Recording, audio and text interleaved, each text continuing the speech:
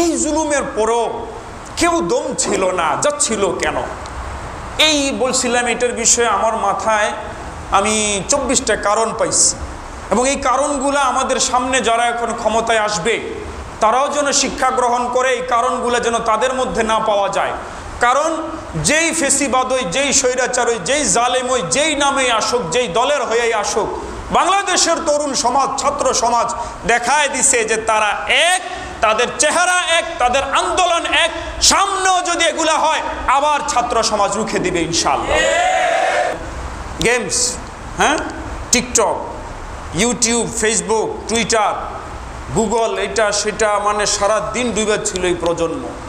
এদেরকে দেখে আমরা হতাশাগ্রস্ত হয়ে পড়েছিলাম যে ভবিষ্যৎ বাংলাদেশ না জানি কি হতে চলেছে, ভবিষ্যৎ প্রজন্ম না জানি কি হতে চলেছে। আমরা আমাদের চোখের সামনে কোন প্রজন্ম রেখে যাচ্ছি? আমরা মারা যাওয়ার পরে আমাদের কবরের পাশে গিয়ে যে আমাদের সন্তানরা দাঁড়াবে, দাঁড়ায় কি পড়বে, সেই অবস্থাটা পর্যন্ত ছিল না। এই পুরা প্রজন্ম নিয়ে আমরা হতাশ ছিলাম।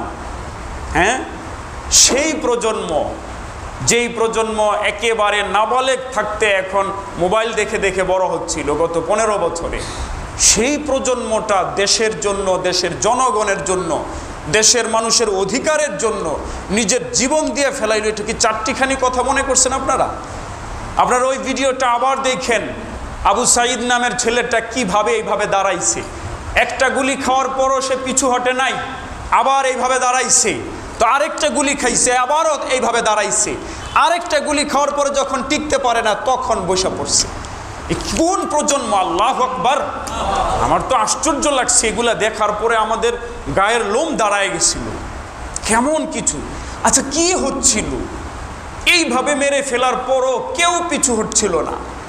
হাজারো হাজারের উপরে মারা গেছে ছাত্র, হাজারের উপরে। কারো চোখ একেবারে শেষ করে দেওয়া হয়েছে।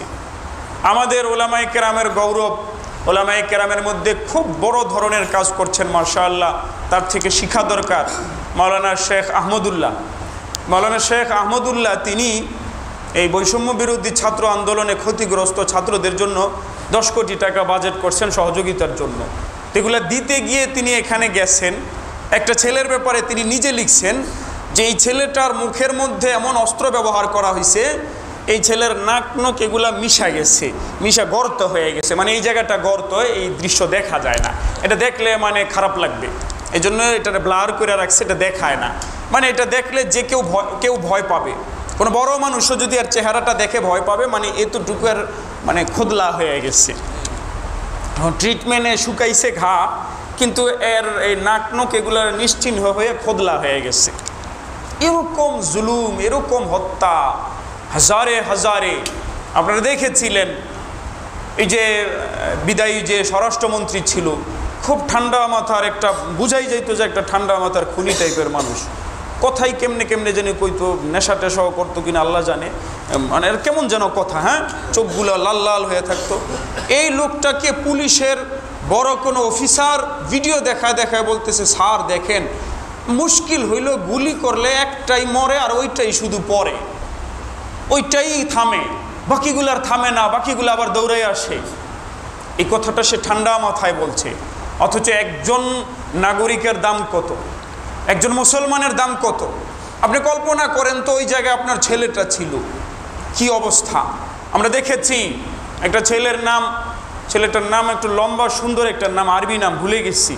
এই ছেলেটা রোজাদার ছিল। এই ছেলেটাকে হত্যা করে, গুলি করে, এখনো পুরো মরে নাই, ট্যাঙ্কের ওপরে রেখে দিছে।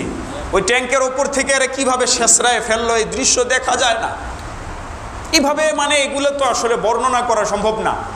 আপনারা শুনেছেন বাংলাদেশের ঐতিহ্যবাহী একটা মাদ্রাসা, উজানি মাদ্রাসা, আমাদের তাম বাংলাদেশে ইসলামপন্থী মুসলমানদের মধ্যে ব্যাপক কাজ করা, যে চরমনায়ের পীর সাহেবানদেরকে যাদেরকে আপনারা দেখেন, হযরত মরহুম পীর সাহেব রাহিমাহুল্লাহ, উনি এই উজানি পীর সাহেবের বরকত, উজানি পীর সাহেবের খলিফা, উজানি পীর সাহেবের খলিফা, ওনার বাবা মূলত খলিফা ছিলেন ইসহাক সাহেব রাহিমাহুল্লাহ। এই উজানি দরবার বা উজানি মাদ্রাসা অনেক বড় মাদ্রাসা আপনারা জানেন, এবং ওনারা একেবারে নিরীহ টাইপের মানুষ, নিরীহ টাইপের ওলামায়ে কেরাম, ঐতিহ্যবাহী 100 বছরের উপরে মাদ্রাসা। ওই মাদ্রাসার প্রবীণ শিক্ষক প্রায় 80 বছর হয়ে যাবে বয়স, 70+ মনে হয় বয়স হবে। মাওলানা আব্দুর রহমান সাহেব হুজুর উজানি মাদ্রাসার উনি শিক্ষা সচিব নাজিমে তালিমাত। ওনার ছেলে, ওনার আরেকটা মাদ্রাসা আছে ঢাকার কাজলা, এই যে যাত্রাবাড়ির এদিকে, আপনারা জানেন যাত্রাবাড়ি ব্যাপক সংঘর্ষ হয়েছে। তো এখানে হজরতের ছেলেও বাইর হয়েছিল, কারণ আলেম ওলামা ছাত্র সবাই বের হয়েছে। সবার উপরে যেই পরিমাণ জুলুম হয়েছে, জঙ্গি বানায়া বানায়া তালেবানে এলেমকে, ওলামায়ে কেরামকে, হাজার হাজার আলেমের জীবন নষ্ট করে দেওয়া হয়েছে। আমি আপনাদেরকে কান্না করে বলেছিলাম আমাদের মাদানীনগরের নায়েবে মোহতামিম সাহেব হুজুরকে কি পরিমাণ জুলুম কইরা সে কাকরাইল থেকে হজরতকে রমনার বটমূলে নাকি হজরতে নাকি এই শেখ হাসিনার উপরে বোমা ফেলতে গেছেন, ফাঁসির রায় দিয়ে রাইখা দিছে। আমার হুজুরের চেহারাটা দেখে বরদাস্ত করা যায় না। আমার হুজুরকে উদ্ধারের জন্য এখন অনেক ওলামায়ে কেরামকে চেষ্টা করছেন, এরপরে উপর থেকে বলা হচ্ছে যে এইসব মামলাগুলারে এত কড়া করে রাইখা গেছে, এগুলো সহজে এখন প্রসেস ছাড়া বাইর করা সম্ভব না। কিন্তু যদি বাইরেও করে দেয়, বলেন একজন আলেম, একজন শেখুল হাদিস, একজন মুহাদ্দিস, একজন তাহাজ্জুদ গুজারের জীবন থেকে যেই 15টা বছর এরা কাইরা নিছে, ওই 15 বছর এরা ফিরাই দিবে কেমনে বলেন? শেখ সন্দীপী রহমতুল্লাহের কথা আপনারা অনেকে শুনছেন, অনেকে জানেন। সম্পূর্ণ রাজনীতি বিমুখ মানুষ, রাজনীতি হজরতে করতেন না, সবার করা তো জরুরি না। হজরত মাদ্রাসা মসজিদ নিয়ে থাকতেন, তাবলিগ নিয়ে থাকতেন, হজরতের মেয়ের জামাই। তো এইভাবে জুলুম করা হয়েছে, এই হিসাবে ছাত্ররা নামছে। তো এই হুজুরের ছেলে নাম ছিল আব্দুর রহমান সাহেব হুজুরের ছেলে নাম ছিল। ওই ছেলেটাকে যেমনে মারছে এগুলো সহ্য করা যায় না। 5 মিনিট 14 সেকেন্ডের একটা ভিডিওর মধ্যে দেখা যাচ্ছে এই 5 মিনিটের মধ্যে এরা প্রায় 40 জন ছাত্রকে হত্যা করলো, 40 জন। এর মধ্যেই আব্দুর রহমান সাহেব হুজুরের ছেলেটা ছিল। ওই ছেলেটাকে প্রথমে বন্দুক দিয়ে বাইরাইছে, কিছুক্ষণ বাইরে আনার পরে ছেলেটারে পালায় যা। তো পালায় গেছে, যে দূরে যাওয়ার পরে পিছন থেকে গুলি করে ছেলেটারে হত্যা করছে। এই বুড়া হুজুরের বুকটা মানে যেন ঝাঁঝরা হয়ে গেছে। এই জুলুমের পরও কেউ দম ছিল না, যাচ্ছিল কেন? এই বলছিলাম এটার বিষয়ে আমার মাথায় আমি 24টা কারণ পাইছি, এবং এই কারণগুলো আমাদের সামনে যারা এখন ক্ষমতায় আসবে তারাও যেন শিক্ষা গ্রহণ করে, এই কারণগুলো যেন তাদের মধ্যে না পাওয়া যায়। কারণ যেই ফেসিবাদই, যেই স্বৈরাচারই, যেই জালেমই, যেই নামেই আসুক, যেই দলের হয়েই আসুক, বাংলাদেশের তরুণ সমাজ, ছাত্র সমাজ দেখায় দিছে যে তারা এক, তাদের চেহারা এক, তাদের আন্দোলন এক। সামনেও যদি এগুলা হয় আবার ছাত্র সমাজ রুখে দিবে ইনশাআল্লাহ। এই জিনিসগুলা কি আমার মাথায় কয়েকটা জিনিস ধরছে। আমি এগুলা 14টা পয়েন্ট, আমার 24টা পয়েন্ট আমার মাথায় ধরছে যে কি কারণে ছাত্ররা দম ছিল না, এবং এগুলা সামনের যারা সরকারে আসবে এরা এগুলা করতে পারবে না, এগুলো তাদের শিক্ষা গ্রহণ করা উচিত। এগুলো আমি আপনাদের সকলের ফায়দার জন্য, আমাদের সকলের সচেতনতার জন্য শোনায় দিচ্ছি। আমি মোবাইলে টাইপ করেছি, এই পেজটা বের করতে মনে ছিল না। 1 নম্বর, জুলুমের শাসনকে স্থায়ী করার জন্য বিডিআর বিদ্রোহের নামে বাংলাদেশের সবচেয়ে সৎ, মেধাবী, চৌকস ও দেশপ্রেমিক সেনা অফিসারদেরকে নির্মমভাবে হত্যা করে বাংলাদেশ সেনাবাহিনীর মেরুদণ্ড ভেঙে দিয়েছে। 1 নম্বর এটা। আপনারা জানেন বাংলাদেশ যে কোনো দেশের মেরুদণ্ড বলা যায় সেনাবাহিনীকে। কোনো দেশের সেনাবাহিনীকে যদি দুর্বল করে দেওয়া যায়, ধ্বংস করে দেওয়া যায়, তাহলে ওই দেশকে দমায় রাখা খুব সহজ। এই ভারতের গোয়েন্দা সংস্থা ভারতের এরা পরিকল্পিতভাবে একেবারে এই সরকারের শুরুর দিকে বিডিআর বিদ্রোহ করে নির্মমভাবে বড় বড় মেধাবী চৌকস সেনা অফিসার যারা মূলত মাথা ছিল সবগুলোর হত্যা করে ফেলছে। এবং এই হত্যাটা করার পরে সেই লাশগুলো আপনারা দেখতে পারবেন না। আপনারা আবার পিছনে দেখেন, বাংলাদেশের মানুষের একটা স্বভাব হইল, বাংলাদেশের মানুষ খুব সহজে ভুলে যায়, খুব সহজে। এই যে এই যুবক তরুণদের ব্যাপারে বলছি, এখানেও আছে যুবক তরুণরা, যেই যুবক তরুণরা মাত্র 1 মাস আগে অকাতরে রক্ত দিয়েছে, এই রক্ত যারা এদের নিছে, এদের পক্ষে এই দেশের সমস্ত নায়ক নামের দুশ্চরিত্রগুলা দাঁড়ায় গেছিল। সমস্ত প্রায় খেলোয়াড় নামক দুশ্চরিত্রগুলো এদের পক্ষে ছিল। ওই খেলোয়াড়রাই আবার ব্যাটে বলে একটা ছক্কা মাইরা কোন জায়গায় জানি জিতছে, আবার নাচা শুরু করছে এই তরুণরা। এদের লজ্জা থাকলে এরা নাচতো না এখন। আবার যারা এদের রক্ত পান করছে, এদের রক্ত পানকারীদের সমর্থন করছে, এরা এই দেশে খেললা কি করছে বলেন? খেলাধুলা করে দেশের কি হয়েছে? এদেরকে এই দেশের স্টার বলা হয়, এদের পিছনে হাজার হাজার কোটি টাকা খরচ করা হয়। আপনি বলেন এই ক্রিকেট খেলা দিয়ে বাংলাদেশের কি উন্নয়ন হয়েছে? অথচ বাংলাদেশের যারা মেধাবী ডাক্তার, বাংলাদেশের যারা মেধাবী ইঞ্জিনিয়ার, বাংলাদেশের যারা হাজারো দেশ, 100 দেশ, 200 দেশ, 300 দেশের সাথে কোরআন প্রতিযোগিতা করে 1 নম্বর হয়েছে, এদের নাম পর্যন্ত এই তরুণরা জানে না। এই বিষয়ে সচেতন না হইলে এই তরুণদের আবার রক্ত দিতে হবে, এবং এই রক্তের স্রোত শেষ হবে না, শেষ হবে না। আর রক্ত দেওয়ার নাম শুধু সফলতা না, বোকার মতন রক্ত দেওয়াই কি খালি ভালো কাজ? রক্ত দিতে হবে কেন? এমন পরিস্থিতি করো যেন রক্ত দেওয়াই না লাগে। তোমাদের চোখের রাঙানি দেখাই যেন সমস্ত স্বৈরাচার, ফেসিবাদ, জালেমরা যেন মাটির তলে চলে যায়। তোমরা এইভাবে নিজেদেরকে গঠন করো। তোমাদের আসল নায়ক তোমরা চিনো, তোমাদের আসল নায়ক বিজ্ঞানীরা, তোমাদের আসল নায়ক ডাক্তার, ইঞ্জিনিয়াররা। তাদেরকে দেখো, তাদের মতো হইতে চাও। আমরা জানি খেলাধুলা কারা করে, খেলাধুলা করে আমাদের পোলাপানদের ভিতরে যেগুলা বদমাস টাইপের, এগুলারা জোর করে পড়ান যায় না, জোর করে খাওয়ান যায় না, ঘুম পাড়ান যায় না, খালি খেলাধুলা করে। তো এটাই খুব ব্যাট মারতে পারতাছে, এটারই না তোমার নাচারে তো কি হইল? এটা একটা ফালতু ছেলে, ফালতু ছেলে না? সে বেশি বেশি খেলাধুলা করে এগুলা করছে, এটা কি হয়? একটা 6 মারলে কি হয়ে যায় বাংলাদেশে? হ্যাঁ, বাংলাদেশের একটা বড় ডাক্তার হইলে, বিজ্ঞানী ডাক্তার হইলে অনেক কিছু হয়। আমার ভাইয়েরা, একটা বিষয়, আমার 2 নম্বর বিষয়, দেশের অর্থ ব্যবস্থা ধ্বংস করে দেওয়া হয়েছিল। আপনারা জানেন সকলে, মুদ্রাস্ফীতি এই পরিমাণ বেড়েছে যে দেখছেন আপনারা, পণ্য সামগ্রী মানুষের ক্রয় ক্ষমতার বাইরে চলে গেছে, এগুলোকে মুদ্রাস্ফীতি বলে। এগুলো হলো অঢেল পরিমাণে চুরির কারণে সামনে আসছে। শিক্ষা ব্যবস্থা ধ্বংস করে দেওয়া হয়েছে। 3 নম্বর, প্রজন্মকে প্রতিভাহীন অথর্ব করে দিয়ে কুশাসন স্থায়ী করার জন্য শিক্ষা ব্যবস্থা ধ্বংস করা হয়েছে। শিক্ষা ব্যবস্থা একেবারে ধ্বংস করে দেওয়া হয়েছে। আপনারা দেখতেছিলেন 2-3 বছর ধরে অভিভাবকরা ভয়ে তো কেউ কিছু বলতে পারছিল না বাংলাদেশে। এরপরও অভিভাবকরা 2-3 বছর ধরে প্রতিবাদ করতেছিল যে আমাদের বাচ্চাদেরকে কি শেখানো হচ্ছে। আমাদের বলেন, বাচ্চাদেরকে কি যৌনাঙ্গ কেমন হয়, মেয়েদের স্তন কেমন হয়, এরপরে বালেগ হইলে কি হয়, এগুলো কি আসলে শিখানোর জিনিস? বলেন, কন্ডম ব্যবহার কেমনে করে, এগুলো শিখানোর জিনিস? ঢোল তবলা কিভাবে বাজায়, এগুলা শিখানোর জিনিস? এগুলা শিখানো হচ্ছিল। কারণ কোন জাতিকে পঙ্গু করে দিতে হইলে, ওই জাতির উপরে স্থায়ী ক্ষমতা করতে হইলে এই জাতিকে মগা বানায় দিতে হয়, পঙ্গু করতে হয়। এর জন্য শিক্ষা ব্যবস্থা ধ্বংস করা হয়েছিল। 5 নম্বর, বিচার ব্যবস্থা ধ্বংস করে দেওয়া হয়েছিল। বিচার বলতে কিছু ছিল? আপনাদের কি মনে হয় বিচার বলতে কিছু ছিল? কিচ্ছু ছিল না। বিচার ব্যবস্থা ধ্বংস করে দেওয়া হয়েছে। এই যে যত আদালত দেখছেন, এগুলার আসলে কোনো ফালতু সব, কোনোটার অস্তিত্ব ছিল না। এক জায়গা থেকে যা বলা হইতো তাই করতো। ওদেরকে বলা হইতো এখন দিনের ব্যাপারে রায় দাও, তো দিন বলতো। এখন রাত হইছে বলো, তাহলে রাত বলতো। এমনই ছিল। 6 নম্বর, মানুষ যে একটা ভোট দিত, যদিও এই ভোট একটা হাস্যকর জিনিস। ভোট কি জিনিস বলেন না? আমি এগুলোর কারণ অনেকবার বলছি। ভোট একটা হাস্যকর জিনিস। এই হাস্যকর জিনিস হইলেও তো মানুষের একটা ভোট দেওয়ার অধিকার ছিল। ভোট দেওয়ার অধিকার আমি আপনাদের থেকে শুনতে চাইছিল। আমি আসলে কোনোদিন ভোট দিতে যাই নাই বাংলাদেশে, অবশ্য ওই সময়টা পাই নাই। আমি 2014 সাল পর্যন্ত ইন্ডিয়া ছিলাম। এরপরে আসছি, তো 14 সালের নির্বাচনে তো দিতে পারি নাই। 18 সালের নির্বাচনে নিয়ত করছি যে আমি একটা ভোট দিয়ে দেখি ভোটটা দিতে কেমন লাগে, দিলে কেমন লাগে, ঠিক না? একটু অভিজ্ঞতারও তো দরকার আছে।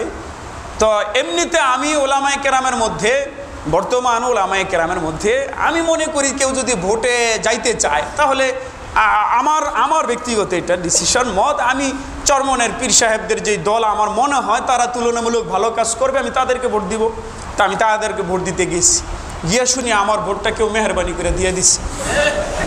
কারণ আমার কষ্ট হবে, এই জায়গার মধ্যে রং লাগানো হবে, অজু টজু হয় কিনা এই খেয়াল করে দিয়ে ফেলছে। আপনাদের কারো ক্ষেত্রে এমন হয় নাই? হইছে? আমরা শুনেছিলাম মরা মানুষরেও দিয়ে দেওয়া হয়। এই কথার থেকে আমরা শুনছিলাম তাহাজ্জুদের ভোট নামে একটা প্রবাদ কথা হয়ে গেছিল, এটাকে ধ্বংস করা হয়েছিল। এগুলো কেন শোনাচ্ছে? হাসার জন্য। সামনের কেউ যেন এগুলো করার দুঃসাহস না করে। সামনের কেউ এগুলো করতে পারবে না, এগুলো ঠিক না, এইভাবে করা ঠিক না এগুলা। 7 নম্বর, মানুষের কথা বলার অধিকার কেড়ে নিয়েছিল। কোথাও সত্যি কথা বলতে ভয় লাগতো, কথা বলতে। এখন একটু কথা বলতে মনে হয় যেন আমি স্বাধীন বা কথা মতো বলতে পারবো আপনাদের সাথে। কথা বলতে ভয় লাগতো। আব্বা আম্মা সবসময় পেরেশানিতে থাকতেন, ওস্তাদরা পেরেশানিতে থাকতেন। কোথাও কেউ না, আপনি না, আমি না, কেউ কথা বলতে পারতো না, এমন একটা অবস্থা হয়েছিল। এটা কি ঠিক? কথা বলার অধিকার কেড়ে নেওয়া হয়েছিল। মানুষ 8 নম্বর, মানুষের জানমালের নিরাপত্তা ধ্বংস করে দেওয়া হয়েছিল। জানমালের নিরাপত্তা ছিল? জানমালের কোনো নিরাপত্তা ছিল না। কারে কখন উঠায় নেওয়া যায়, কে কখন গুম হয়ে যায়, কোনো ছিল না। হাজার মানুষকে তার পরিবার দাফন করার জন্য পায় নাই। আমরা জানি না এরা আল্লাহর কাছে কি হিসাব দিবে। একজন ইমানদারকে হত্যা করা, রব্বুল আলামিন কোরআন মাজিদে বলেছেন একজন ইমানদারকে হত্যা করা এত বড় অন্যায়, এত বড় অন্যায় যেন সে পুরা মানব জাতিকে হত্যা করবে। একজন মানুষকে হত্যা করলে, একজন মানুষকে, নবী করিম সাল্লাল্লাহু আলাইহি ওয়াসাল্লাম হাদিসে পাকে বলেছেন, লা জাওয়ালুদ দুনিয়া আহওয়ানু আলাল্লাহি মিন কাতলি রাজুলিন মুসলিমিন। একজন মুসলমানকে হত্যা করা আল্লাহ তাআলার কাছে এত বড় অন্যায়, পুরা দুনিয়া ধ্বংস হয়ে যাওয়াটা এত বড় বিষয় না আল্লাহর কাছে। চিন্তা করছেন কত মানুষকে, কত বাচ্চাকে এতিম করা হয়েছে। মানুষের জানমালের নিরাপত্তা ছিল না। 9 নম্বর, সকল বিরোধী দলকে উপরে ফেলা হয়েছিল। এটা রাজনীতির আসলে সঠিক পদ্ধতি না। আমরা সামনের ভাইদেরকেও বলবো, এখনও যারা নির্বাচন করবেন, রাজনীতি করবেন, তাদেরকেও বলবো, আপনি আপনার বিরোধী দলকে উপরে ফেলার চেষ্টা করেন না। কেউ স্থায়ী হয় না, কেউ স্থায়ী হয় না। সবাইকে রাখবেন, সবাই করবে, সুস্থভাবে হবে। একবার আপনি আসবেন, একবার তারা আসবে, কেউ পলায় যাইতে হবে না। আপনি 15 বছর 20 বছর থাকবেন, পরে পলায় চলে যেতে হইব, এটা কেমন রাজনীতি হইল? তো এটাও বিরোধী দলগুলোকে উপরে ফেলা হয়েছিল। 10 নম্বর, নির্মম হত্যা ও গুম খুনের মাধ্যমে হাজার হাজার মায়ের বুক খালি করা হয়েছিল। 11 নম্বর, 2013 ও 2021 সালে শাপলা চত্বর ও সারা দেশে কারেন্ট বন্ধ করে দিয়ে রাতের অন্ধকারে হাজার হাজার ওলামা ও মাদ্রাসা ছাত্রদেরকে হত্যা করা হয়েছিল। বলেন, মাদ্রাসার ছাত্ররা আবেগী, এবং কারো যদি ইমান থাকে, ইমান আবেগের ওই নাম, তাদের এই আবেগ থাকতে হবে, তারা এগুলো বরদাস্ত করতে পারে না।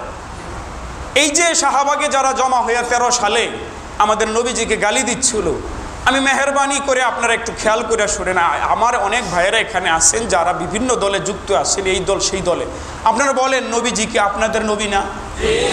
তার সুপারিশ আমরা হুজুররা যেমন গুনাহগাররা মনে করি, নবীজির সুপারিশ ছাড়া আমাদের কোনো উপায় নাই। আপনার কি নবীজির সুপারিশ লাগবে না? বলেন, আপনার নবীকে কেউ গালি দিলে আপনার বুকে কি রক্তক্ষরণ হওয়া দরকার না? হাজার হাজার ওলামা তলাবার এই রক্তক্ষরণ হয়েছিল, মুসল্লিদের হয়েছিল। এই মুসল্লিদেরকে রাত্রের অন্ধকারে কি পরিমাণ হত্যা করা হয়েছে। রাতের সব কিছু বন্ধ করে দিতে হয়।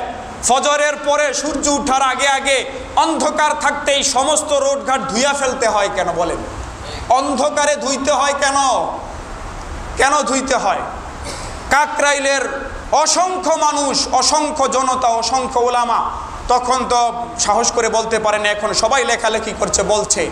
ওনারা বলেছেন, আমরা ট্রাকের পর ট্রাক যাইতে দেখছি, যেগুলাতে খালি মানুষ ভরা দেখছি। এই দিকে এই যে মাতুয়াইলের নামে একটা জায়গা আছে না, এই মাতুয়াইলের একেবারে বরাবর এইদিকে ডেমরার রাস্তায় বিশাল এক এলাকা আছে শুধু ডাস্টবিনের। ওই এলাকায় অসংখ্য ছাত্র ওস্তাদরা দেখছে, দারুন নাজাতের ছাত্ররা দেখছে, মাদারীনগরের ছাত্ররা দেখছে, সাংবাদিকরা দেখছে। ওখানে দূর পর্যন্ত ঘেরাও করে রাখা হয়েছে। ওই যে 13 সালের 6 মে ঘেরাও করে রাখা, ভিতরে বহু সময় রাত্র দিন পর্যন্ত এই কি যেন বোলডেজার ভেকু কি যেন করছে। এখন ধারণা করা হচ্ছে যে ওলামা এবং তালাবায়ে কেরামের দেহগুলাকে ওখানে মিশায় দেওয়া হয়েছে, টুকরা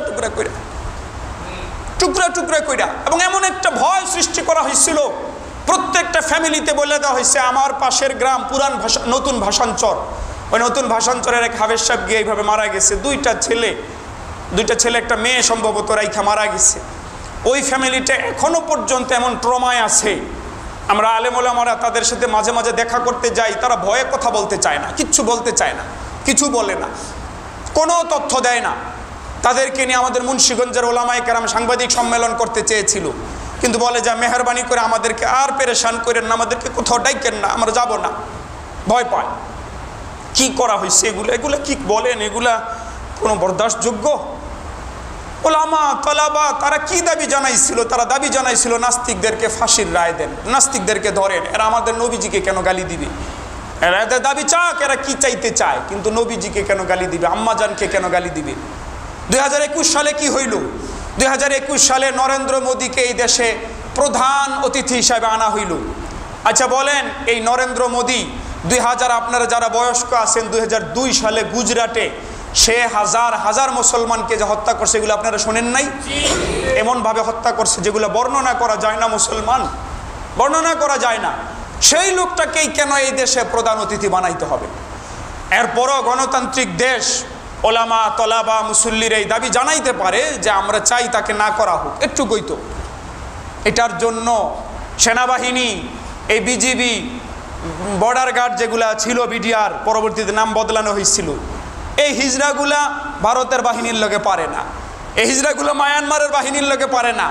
নিজের দেশের নাগরিক যাদের বেতন খাইয়া খাইয়া ওদের পেট পালে, তাদেরকে এরা হত্যা করতে পারে। খুব যুদ্ধের মতন করে হত্যা করছে 2021 সালে আলেম তালেব এলেম মুসল্লিদেরকে। কিন্তু আপনারা সকলে জানেন, तमाम পৃথিবীতে ইসলাম ও মুসলমানদেরকে কোণঠাসা করে রাখা হয়েছে।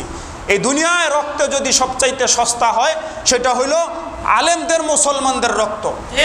তাদের রক্ত একবারে সস্তা, এটার কোনো বিচার নাই। এজন্য 13 সালে 21 সালে যে এত ছাত্র মারল, কোনো আন্তর্জাতিক চাপও হয় নাই।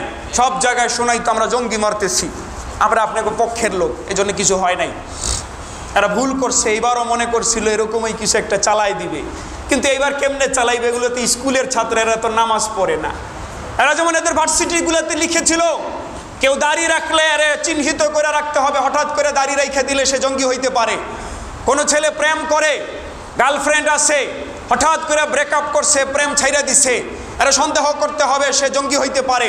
কোনো ছেলে হঠাৎ করে সিনেমা দেখা বাদ্দা দিছে, এরে খেয়াল করতে হবে সে জঙ্গি হইতে পারে। এগুলো লেখা রাখছিল ঢাকা ভার্সিটির মতো জায়গায়, এবং পুলিশের পক্ষ থেকে এগুলা হইলো এরা নির্ধারণ করছিল জঙ্গিদের ইন্ডিকেট, জঙ্গিদের ধরার চিহ্ন কি?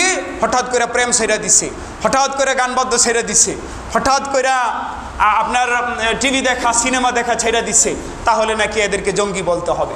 তো জঙ্গি বললে বলে এগুলো করতো, কিন্তু এই পোলাপান এগুলো তো সবাই করতো, গানও গাইতো, বন্ধুও ছিল, বান্ধবীও ছিল, সব ছিল। এবার আটকা পড়ে গেছে, এবার আটকা পড়ে গেছে। হ্যাঁ, এই তাহলে এই যে আলেম ওলামাদেরকে এইভাবে। 12 নাম্বার, ছাত্রলীগ বা ছাত্র দল বা আমাদের ছাত্র আন্দোলন যত আছে, ছাত্ররা এগুলো থাকতে পারে, ছাত্র সংগঠন, কোনো সমস্যা নাই, কিন্তু কোনো বিচার না কইরা এদেরকে অবাধে জুলুম করার সুযোগ দিয়া, খারাপ কাজ করতে সুযোগ দিয়া, ছাত্রলীগ নামক একটা সংগঠন, এটা ছাত্রদের সংগঠন, ওরা আমাদের সন্তান, এই সংগঠনটাকে এমন পচায় দেওয়া হয়েছিল, মানুষ ছাত্রলীগ নামলে বলতো কুত্তা লীগ, মানে ছাত্রলীগের মানুষ বলতো কুত্তা লীগ, হায়েনা লীগ, মানে খুব খারাপ বলতো।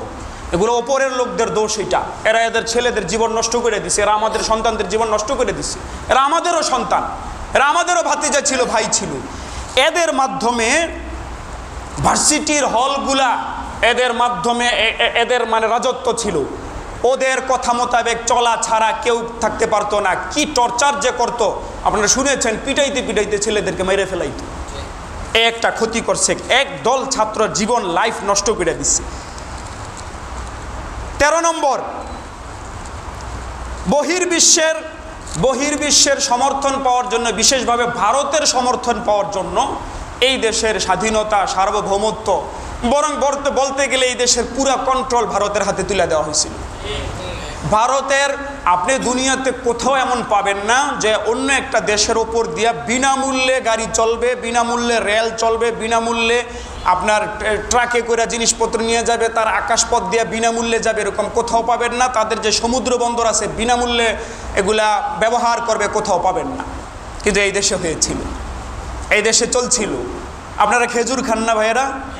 আপনাদের দেশে খেজুর আসতে 1 কেজি খেজুরের জন্য ভ্যাট নির্ধারণ করা হয়েছে 209 টাকা। কয় কেজির জন্য? অথচ অনেক খেজুরের দামও কেজি প্রতি 209 নাই। 100 টাকার খেজুর কিনতে 209 টাকা ভ্যাট কেজি প্রতি। আর ওই যে প্রচুর সমালোচনার পরে ভারতের যে জিনিসপত্র যে এই দেশ, আমাদের দেশের মাঝখান দিয়ে যাবে এক অঞ্চল থেকে আরেক অঞ্চলে, সেটার জন্য পরবর্তীতে ভ্যাট নির্ধারণ করা হয় প্রচুর সমালোচনার পরে। সেটা কত? 1 মেট্রিক টনে 249 টাকা। মানে 1000 কেজিতে ভারতের ভ্যাট দিবে হলো 249, আর খেজুর যেহেতু বাংলাদেশের জনগণ খাবে 1 কেজিতে দিবে 209। বুঝছেন নি? এই ছিল দেশের স্বাধীনতা, সার্বভৌমত্ব। এগুলো সামনের কেউ যেন না করে আমাদের দেশের জনগণের উপরে জুলুম। আবরার ফাহাদের মতো প্রচণ্ড মেধাবী ছাত্রদেরকে ভারত বিরোধিতার অপরাধে ভার্সিটির হলে সাপের মতো পেটাতে পেটাতে নির্মমভাবে হত্যা করেছে। 14 নম্বর। 15 নম্বর, দেশের যাবতীয় পত্রপত্রিকা, সাংবাদিক, মিডিয়ার কথা বলার শক্তি কেড়ে নিয়ে বাকশাল কায়েম করা হয়েছিল। কেউ কথা বলতে পারতো না, চাটামি করতে হইতো শুধু। 16 নম্বর, সকল প্রশাসনে ব্যাপকভাবে দলীয় সন্ত্রাসীদেরকে নিয়োগ করা হয়, দলীয়করণ করা হয়, সমস্ত দলের লোক ছিল।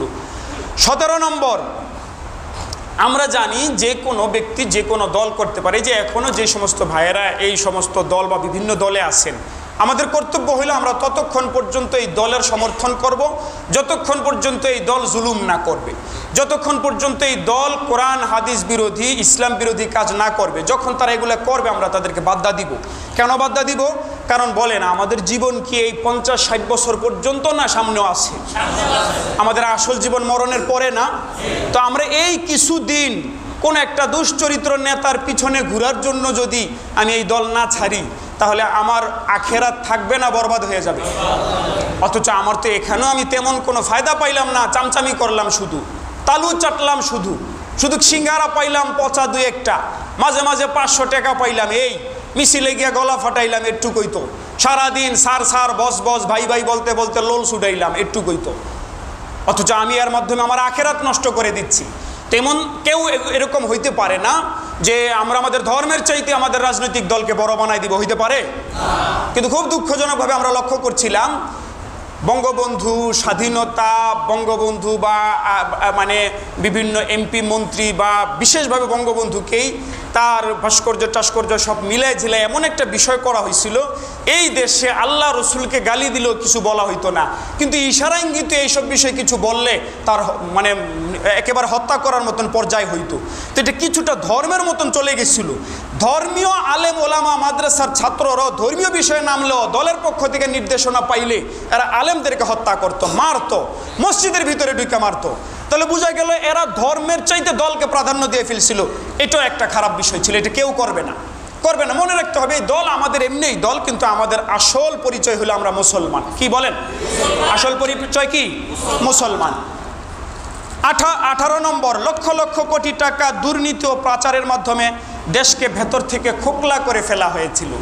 আমরা এই 5 আগস্ট চলে যাওয়ার পর 7 আগস্ট সম্ভবত আমরা পত্রপত্রিকায় দেখলাম এই দেশ থেকে পাচার করে নিয়ে গেছে 15 বছরে। পাচার করা অর্থের পরিমাণ হইল 18,50,000 কোটি টাকা, মানে 18.5 লক্ষ কোটি টাকা।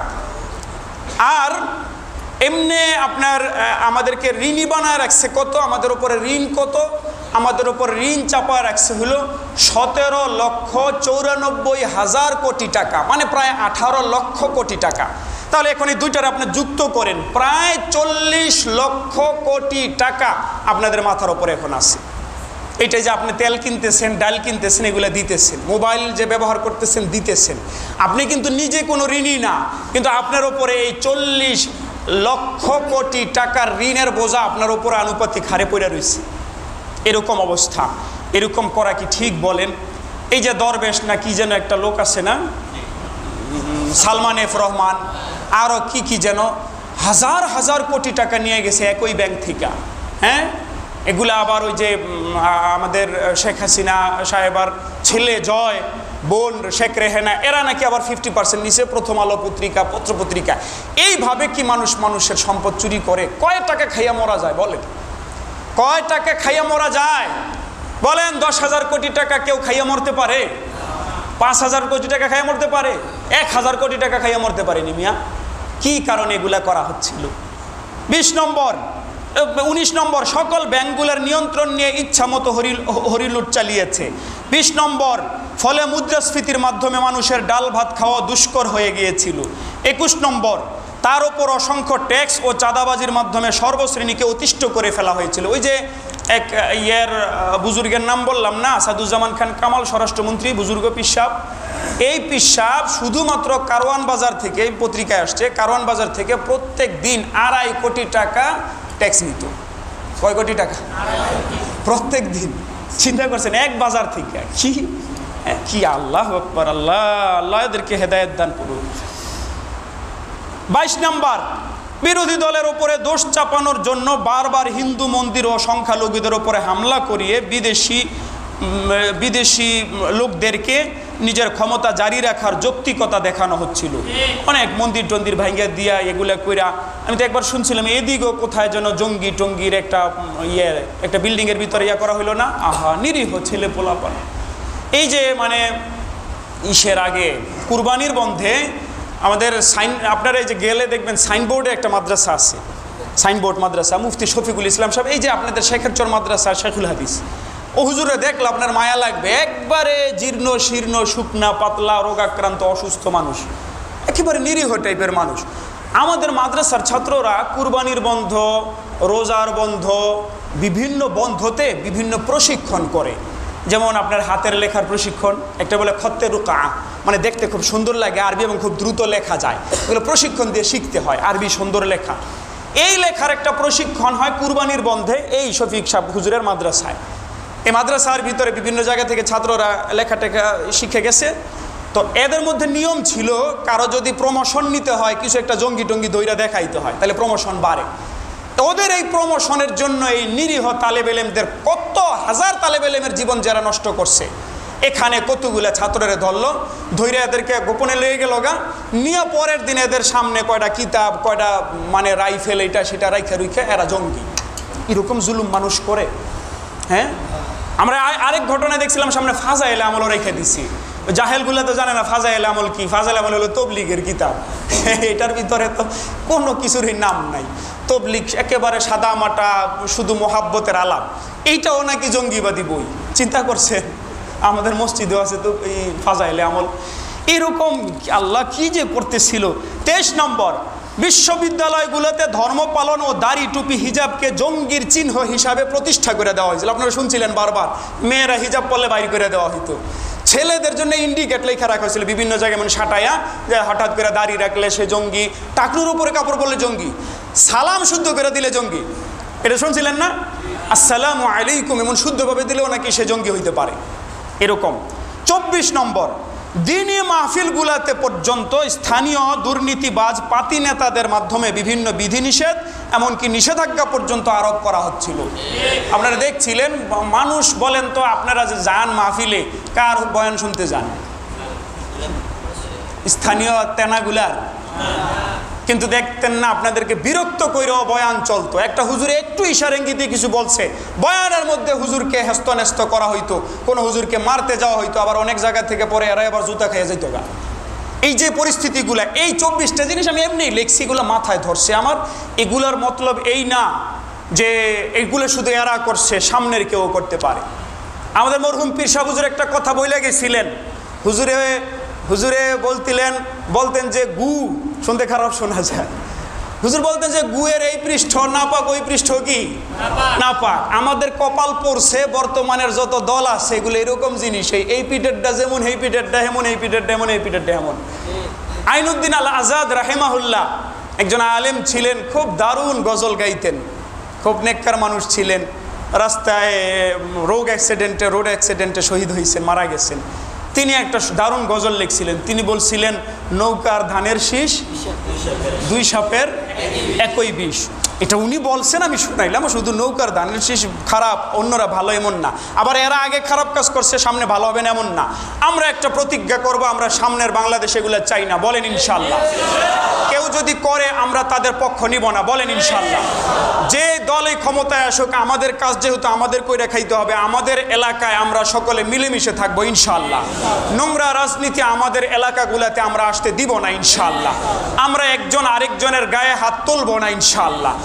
আমরা এই জাতীয় কাণ্ড কারো মধ্যে প্রকাশ পেলে আমরা ওই দল পরিত্যাগ করব ইনশাল্লাহ। আল্লাহ সবাইকে আমল করার তৌফিক দান করেন, কবুল ও মঞ্জুর করেন। যারা সুন্নত না পড়েছেন সুন্নত পড়ে নেন।